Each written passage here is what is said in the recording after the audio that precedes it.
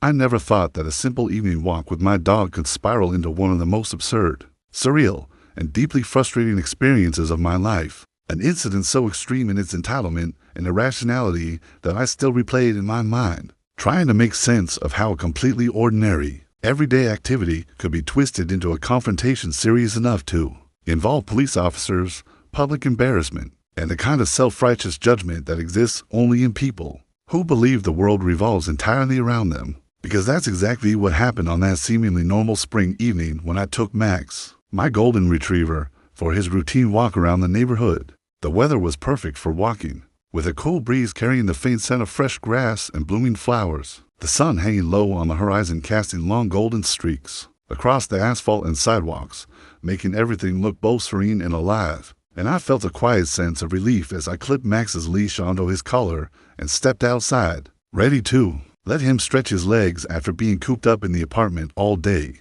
while I worked through emails, calls, and deadlines that seemed endless. The street itself was calm, residential, lined with neat little houses that shared similar architecture, but each had subtle differences. A small porch swing, a flower bed, a welcome mat with a personalized message, and the sidewalks were wide enough for two people to walk side by side without bumping into each other. A convenience I appreciated while Max eagerly tugged me forward, nose down, sniffing every corner, every tree, and every patch of grass as if he were performing an intricate investigation only he could understand, dragging me along in his methodical dog pace. As I approached the corner, I noticed her for the first time, Karen, standing in front of one of the houses, a woman in her 40s with perfectly coiffed blonde hair, designer jacket, and the kind of expression that immediately telegraphs disapproval and entitlement simultaneously. Her eyes narrowing as if she had detected some grave wrongdoing simply because I had dared to walk past her house without acknowledgement, as though every human interaction must be validated by her presence, and that I had failed this invisible test simply by existing in my own life. I offered a polite nod, the kind of small gesture that usually signals civility and mutual respect in a neighborhood setting, hoping that acknowledging her without engaging in forced conversation would suffice to maintain a peaceful passage. But her expression did not soften, her gaze locking on me with the intensity of someone convinced that I had committed a deliberate offense and that nothing less than extreme measures could rectify this perceived slight. Max pulled me gently toward the crosswalk, and I let him lead for a moment, aware that ignoring her entirely might be the easiest way to de-escalate what I still thought could be a minor misunderstanding. When I saw her raise her phone, fingers poised over the screen, and immediately I felt the first twinge of foreboding, a sense that this situation was about to become far more complicated than a casual evening stroll. Within moments, I realized my suspicion was correct. She had dialed 911. My first reaction was disbelief, my brain struggling to process the absurdity of the situation, that someone could call emergency services over the fact that I was walking my dog without talking to her, as if failing to acknowledge her personally constituted a threat to public safety, a thought so ridiculous that I paused in the middle of the sidewalk, Max tugging slightly ahead of me, my mind spinning with questions about how entitlement and paranoia could coexist in a single human being so effectively. I tried to continue my walk calmly, hoping that putting distance between us would cause her to abandon the call, but she stepped directly onto the sidewalk, phone pressed to her ear, gesturing with her free hand as she described me to the dispatcher in painstaking detail, mentioning the color of my jacket, my jeans, the fact that I had a medium-sized golden retriever, and most importantly, that I had not spoken to her, which according to her, constituted suspicious behavior. The word echoing absurdly in my mind as I tried to imagine how my existence had become a matter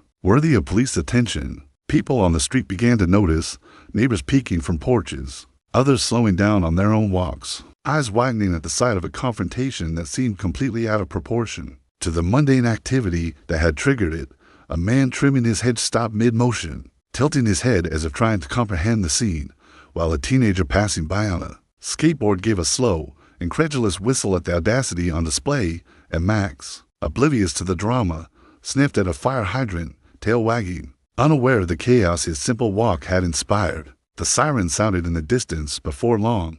growing louder as the police cars approached, their lights flashing faintly against the twilight. The hum of engines and tires on asphalt adding a sense of gravitas to a situation that was otherwise a comedy of overblown accusations, and my stomach sank as I realized There was no escaping this escalation without direct interaction. That my evening stroll had transformed into a public stage for a performance of entitlement, paranoia, and misplaced authority. One officer stepped out and approached Karen, listening patiently but firmly as she described the threat I supposedly posed, gesturing toward me and Max, emphasizing my refusal to communicate. My neutral expressions, my dog's behavioral details she interpreted as evidence of suspicious intent, while another officer approached me, eyes scanning me and Max, professional and neutral, yet carrying a subtle weight of judgment simply because we were now part of an official inquiry. I explained the situation calmly, stating that I was simply walking my dog, that Max enjoyed his walks,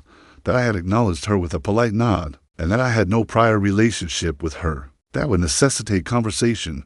trying to convey as clearly as possible the ordinariness of the event, while Max sniffed at a nearby tree, completely unaware that his actions had catalyzed a police response, his innocence highlighting the absurdity of the accusations. Karen, however, persisted, her voice rising, insisting that my failure to engage demonstrated ill intent, that my mannerisms were threatening, and that she feared for her safety. Her narrative growing more elaborate and dramatic with each passing second, painting an entirely fabricated sense of danger around a man who was simply walking down a sidewalk with a dog. And as she spoke, I noticed neighbors watching from windows, some shaking their heads, others visibly struggling not to laugh at the spectacle of a completely ordinary activity being framed as criminal. The officers asked precise questions, listening carefully, their professional demeanor grounding the situation in reality, asking about Max, the route of our walk, my prior interactions with Karen, and whether anything had occurred that would justify concern.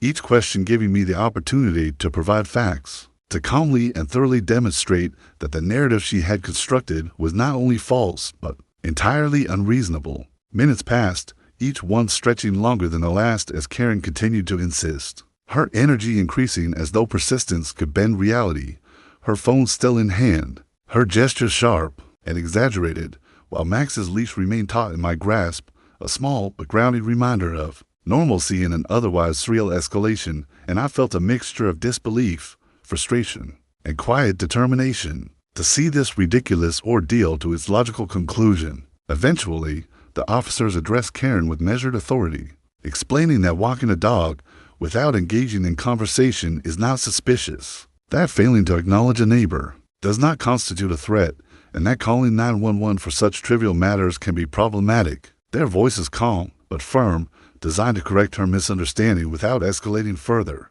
and her expression shifted from confidence to frustration as the realization set in that the system would not validate her assumptions. Her face flushed slightly, her mouth tightened, as she fidgeted with her phone as the officers made it clear that no action would be taken against me, that the situation was fully under control, and that she had effectively misused emergency services to create a spectacle of entitlement, leaving me standing there with Max, relief washing over me in waves, a sense of victory, not over her, but over the irrational escalation that had threatened to overshadow a perfectly normal evening. After the officers departed, she muttered under her breath something that was almost incoherent, a combination of embarrassment, frustration, and disbelief, while I led Max back down the sidewalk, resuming our walk with as much calm and normalcy as I could muster, appreciating the quiet, the warmth of the evening, and the relief that we were no longer the center of an absurd confrontation that had consumed unnecessary energy, attention, and dignity. By the time we returned home, Max curled up beside me, his head resting lightly against my leg. I reflected on the night's events, marveling at how entitlement, paranoia, and assumptions can escalate even the most mundane of activities into a scenario that seems plucked from a darkly comedic drama, and I reminded myself that composure, clarity, and patience are often the most effective tools in dealing with individuals who project suspicion where none exists. Even after locking the door behind us, pouring a bowl of water for Max, and sitting quietly in the living room, the absurdity lingered. The image of a woman calling 911 over a simple lack of conversation burned into my memory, a cautionary tale of how quickly civility can be disrupted by someone who believes that everyone else's behavior must validate their existence, and how truth, patience, and calm rationality can ultimately reveal entitlement for what it is, even in the most public and humiliating ways. That evening taught me lessons I won't soon forget, that ordinary actions can be misinterpreted by those eager to feel threatened. That entitlement can escalate mundane situations to ridiculous extremes. That patience and calm are crucial tools in navigating irrational confrontations. And that sometimes the only satisfying resolution comes not from arguing, yelling, or retaliating, but simply from letting the truth reveal itself, letting logic, observation, and reality collapse false narratives while keeping your composure intact, even when someone has tried to weaponize your mere presence against you.